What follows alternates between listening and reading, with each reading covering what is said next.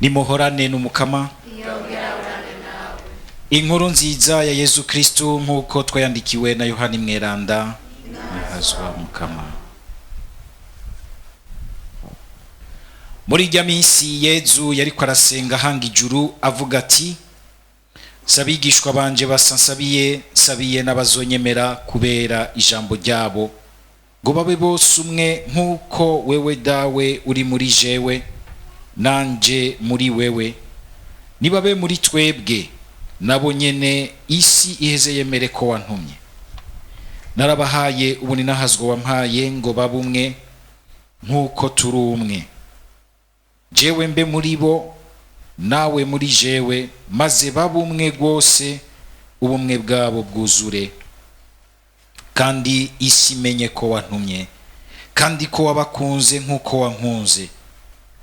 Dawe abo wampaye shaka kwa hondi nabo bahabane nanje, maze barabe ubu ninahazwa wampaye kuko wankunze isi tararemwa.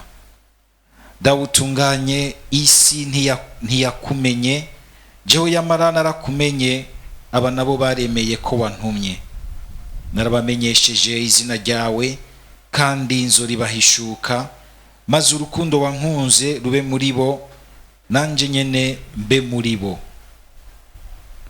Dushimagize iyi nkuru nziza ya Kristo.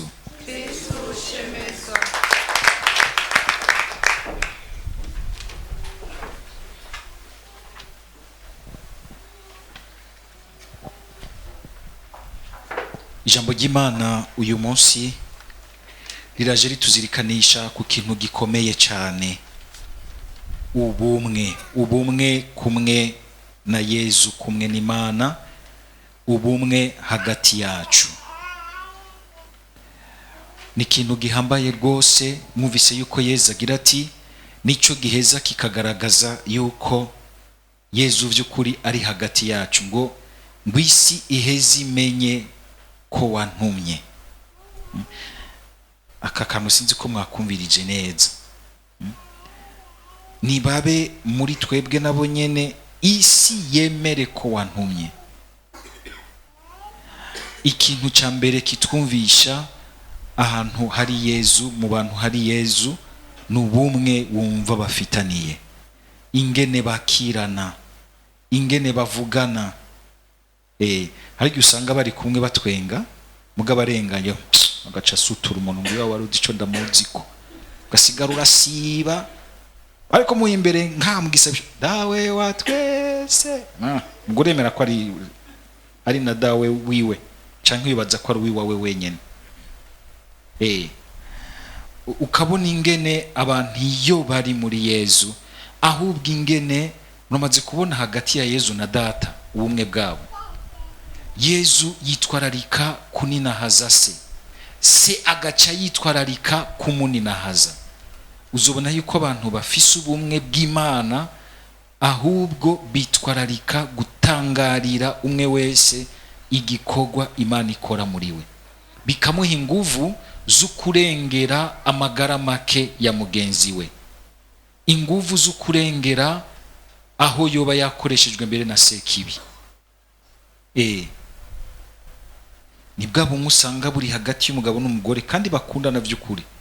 Mugabo nk'ubu ariko barasenyagurana bagwana, uje ukabitamwo baca baguhindukirira icyarimwe bose. Ninde yakubwiye kuvyivangamo? Magiti none nibiki? Ya ujya ndamukunda gose ntora. Mugabo barazi ngene baza kubyihereza. Atari ukumenga bagombye guhisha, mugabo barazi neza yuko hari ikindi kintu bapfana gusumba ico bariko barapfa. Ico bapfana kirahambaye gusumba ico bariko barapfa, ariko suko byoza biragenda. Jiza nuko abasangiye ubumwe bumva ko babaye bamwe koko, kandi ubumwe bushingiye muri Yezu Kristo. Kuko mwumvise yuko ubumwe Yezu avuze si umwe bwo mu masezerano y'umwe bw'abarundi, mwavyumvise? Burarengeye hajya, kuko ujya dushobora kuririmba mugabo utari umutima wacu. Nubumwe bushingiye kukungene vy'ukuri wewe na wewe ushinze muri Yezu Kristo. Nubumwe bushingiye ahantu kure, kuko burya ushobora kubushingira mu bintu biba, ibintu vyabaye, ariko kumbura utarabizirikana muri Yezu Kristu, ikintu Imana igutumirira muri bijya vyabaye, ugasanga bica bihera mu mpapuro. Iyo hagize igikoma, kuko budashingiye muri Yezu Kristu, hagize igikoma uca usanga umenga kirakwivye iyo ngingo nziza y'ubuzima. Tugire Kristu. Je ndibaza ko mwebwe twama dusangira igisabisho ko atamacakubiri yo batsinda, kuko hamwe nogira wo numva mwo ko yo kwicwa n'amacakubiri bikamunanira guha ikibanza mugenzi we mutima wiwe, ndumva ko nobabara gose. Inge nico kintu nakibigishije, muribagira ibintu byose mugabo ntimuze muribagira ibintu bene ivyo, kuko nivyo bidufasha gushikama muri Yezu, ugusenga kwa Imana kukatugira ibindi biremwa bishasha. Ntihagere yuko nk'umwana wawe yoshimwa mudasangiye ubwoko ucuta umutwe, uca utangura gusiba abantu tuku ubwoko bw'umuntu.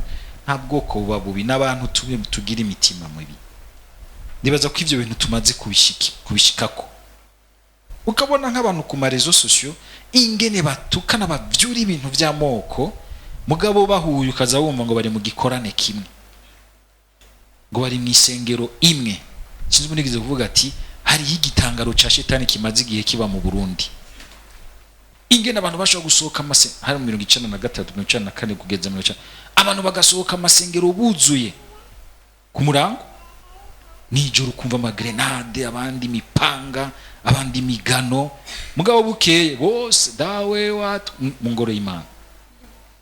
Sinzi umuntu baje ati ibyo bigenda gute, aca atanga inyishu yoroshe kandi yumvikana kandi yukure ati ico ni gitangaro ca shetani, ni gitangaro ca shetani. Nari muzi ko kwiheri dukoresha ibitangaro byayo nayo, ukabona abantu bashoboye kuba basangiye ku meza amwe y'umukama, bagira bati ubu jewe amarasa ntembamwo sa ya Fulgence na sinumva ya Marciano, harimo amaraso y'umukama wacu Yezu Kristo. Ugasimbira kuri mugenzi wawe ngo kuko afise izo sirere rigororotse gose n'umututsi mukureho, cyo gasimbira kuri mwene wanyu afise izuru rikwega impemu nyinshi mukureho. Ukumva uti hari ahantu utarashika, kandi urakeneye gukira iyo ngwara. Biraryoshe ko bisomwa nk'ibi biza ku munsi w'amatora, kandi baza ko mwese mwagiye gutora ikiri ku mutima. Ngira ngo ntimwatoye ikiri ku mushishito, kuko ngora abatora ibiri ku mushishito baba basunitswe n'inda kandi babahaye abaje kurya. Mugutoye ikiri ku mutima ngo basunitswe n'urukundo rw'igihugu n'urukundo rw'abantu.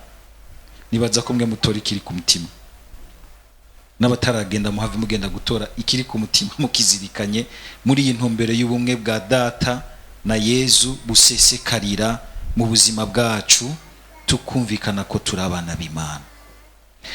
Akaroro k'ahantu abantu bashobora ko bari mu vy'Imana mugabo badasangiye ubwo bumwe mu Mana, nakatwumvise mu gisomwa ca mbere.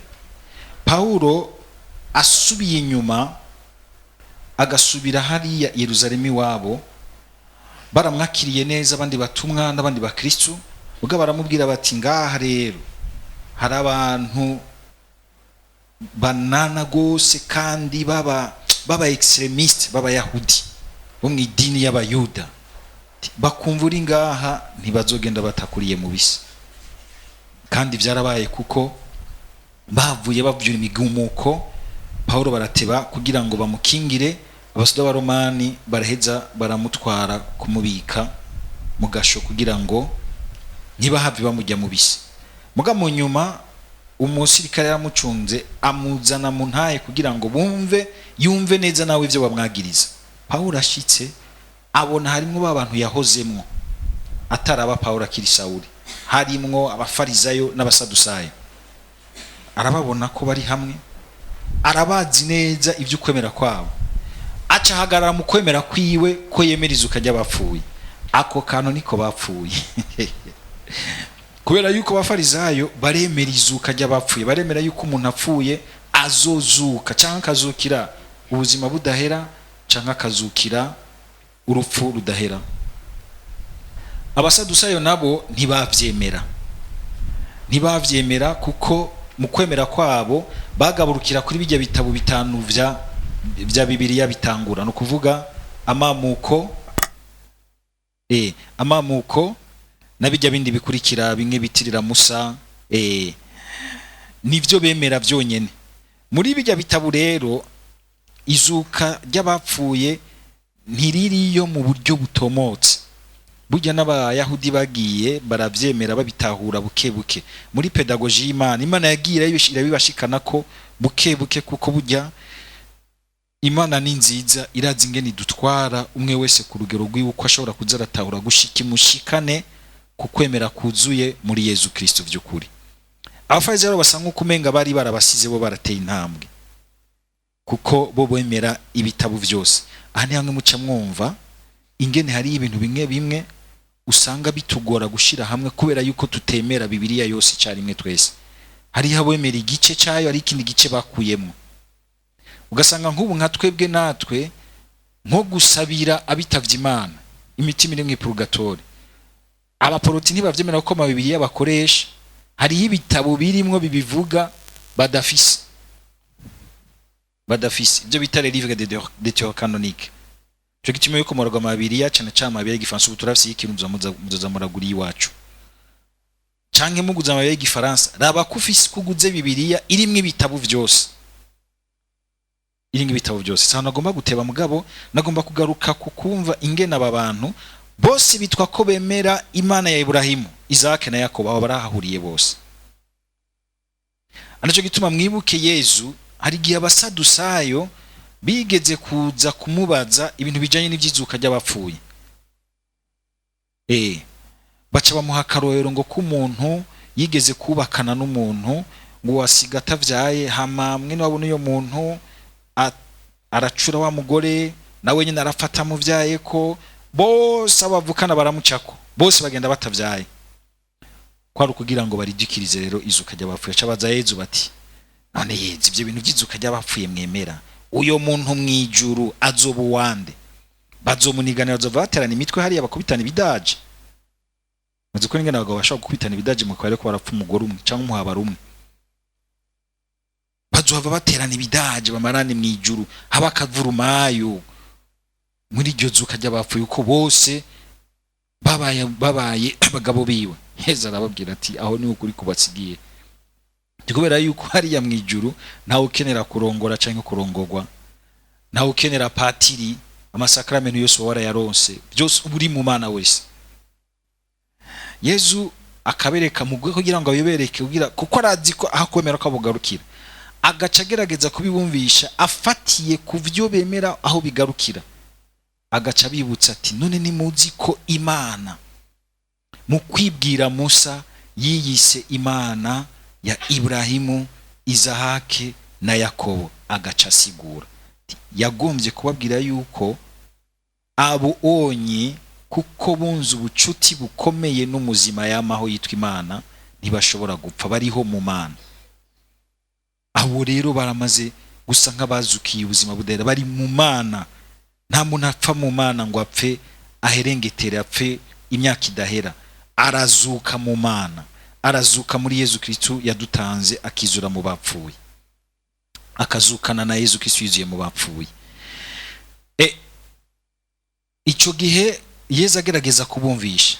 Paulo rero abashitsemo, arazi neza ko icyo kintu batagihurizako gishobora gucika, icyo twita mu gifaransa pomme de discorde, baca bajyana.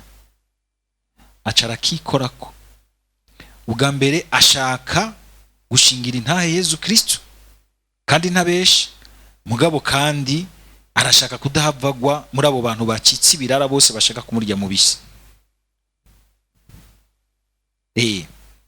Arashaka kuraba ingene yigwanira, mugabo ntiyigwanira akoresha ibyo ari byo byose, akoresha ukwemera afise muri Yezu Kristo. Igihe cyose dufise ikintu ciza turashobora kugikoresha kugira ngo twigwanire.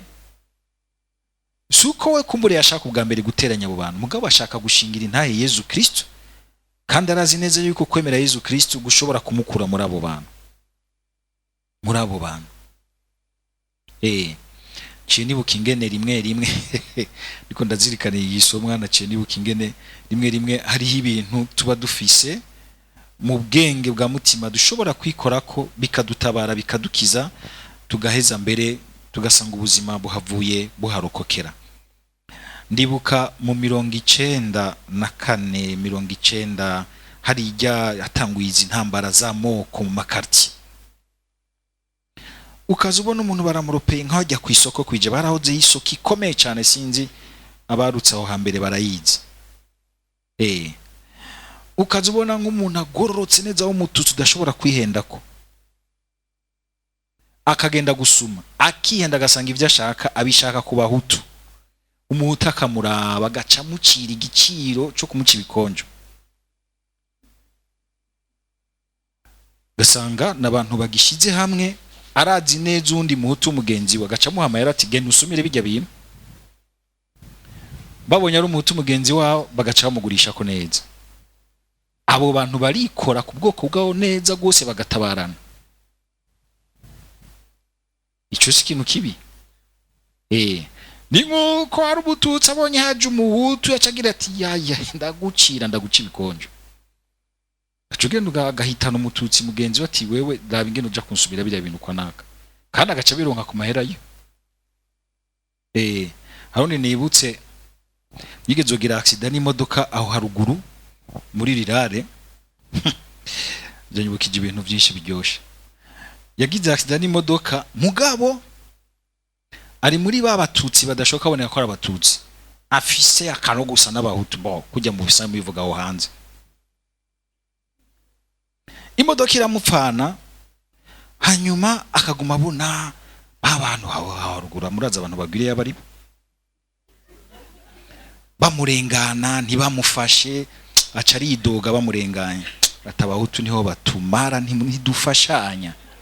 Akuko nyene bakumvise baciye baza ati imodoka baca barayiterura, uri umuhutu wacu ore, baca baraterura baca bayisubiza mu ibarabara, aca arigira. Ntibari bazi ko bafashije umututsi, mugabo yikoze kuri ako kantu ko asa n'abahutu.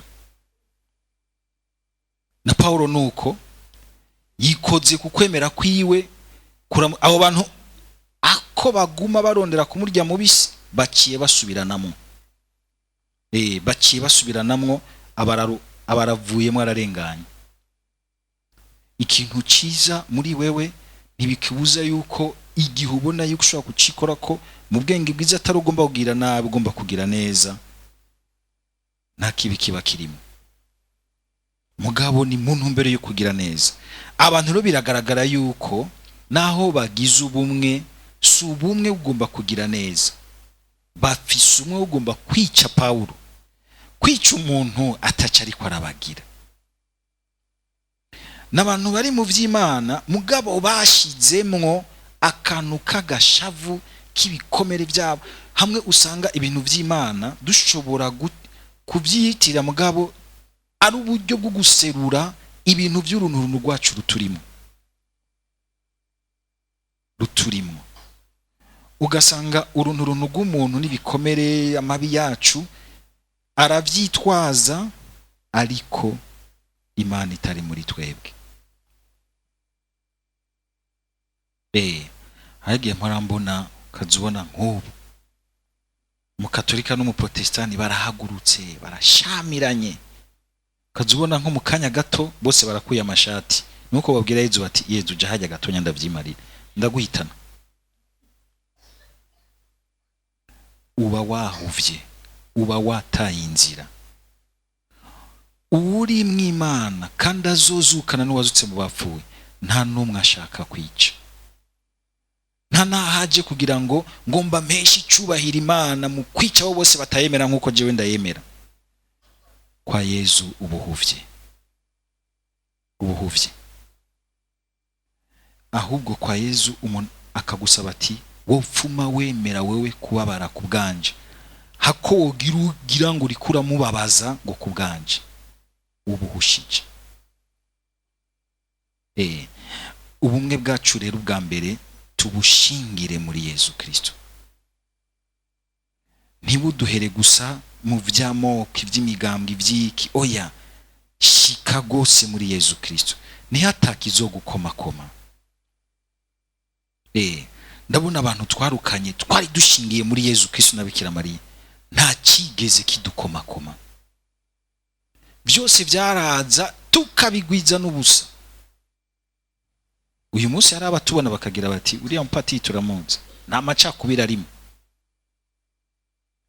hagize igikoma nohungiriwe kandi azi ko yongirira neza. Kubera iki? Kuko hari ahantu twari dushingiye, twari dushingiye.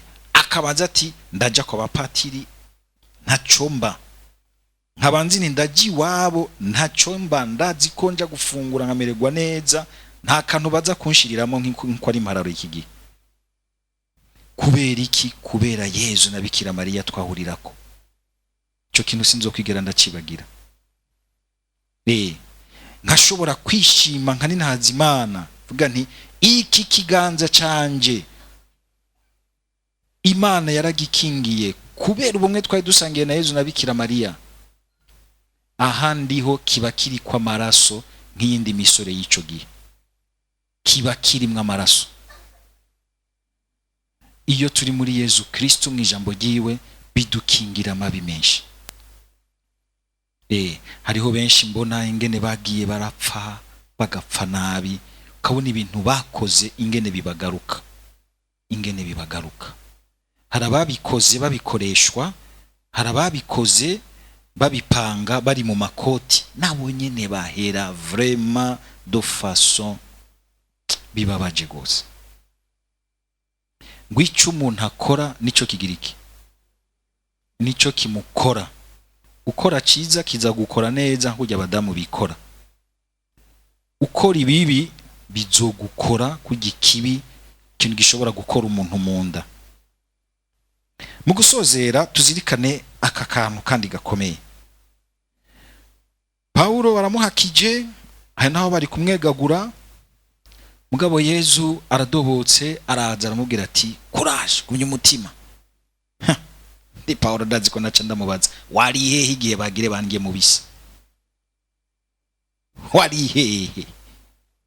Kandi twese nuko dushaka umuyezu yo turinda ntihagire ikintu kidukora, nunatsitara, nugira ikibazo cirasiyo canke cingene uzoriha inzu. Jewe nemera Yezu Kristo. Kwemera Yezu Kristo sinzuje ubundi wabivuze neza, ni nk'umutaka uja munsi yawo imvura ikagwa, ntubuzi imvura kugwa, ariko n'umutaka ugikingira ngo ntunyagirwe, utawufise waranyagirwa. No kuvuga mugabo raja mu mvura ukayumva cyo kimwe n'abandi. Kwemera Yezu Kristo sukumenga bica bikugira ikindi kintu gihanize, ikimungu mu marayika atarabwa n'ivyisi. Uzoshobora kugwara malaria, uyivugwe na muganga kujya kw'abandi, ntucurindira yuko umenga patira gwa isiga ry'abagwayi rizoca rikora byanse bikunze.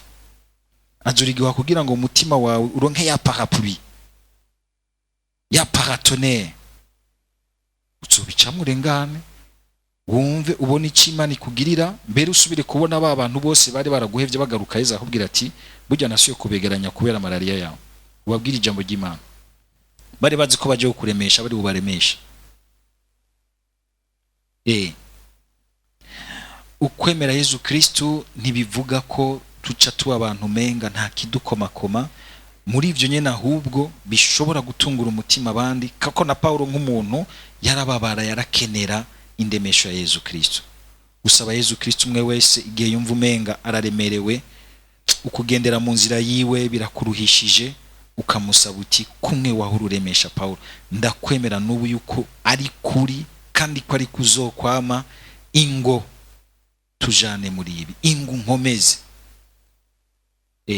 Kuko nawe warageragejwe, Yezu yarageragejwe bikomeye, gushikaho atakambira bigishwa yiwe ati gumana nanje ndumva kumvisa amaganya y'umuntu hakwa gupfa. Mugabo siho bari, n'umwansi nabo nyene yamaze kubasuka mwitiro, barasinziriye. Mbenga se yarabonye yuko nk'umuntu nawe nyene akeneye indemesho, ngo aca murungikira umumarayika. Abo kuremesha bashobora kuba batavyumva, atariho barumenga barasinziriye. Gumya umutima, bikenewe data azokurungikira umumarayika. Niwagumye umutima muri we azokurungikira umumarayika kandi azoguherekeza gushika ubitsinze byose, usokoroke wuzuwe n'ahazwa bw'Imana nk'uwazutse mu bapfuye. Amen.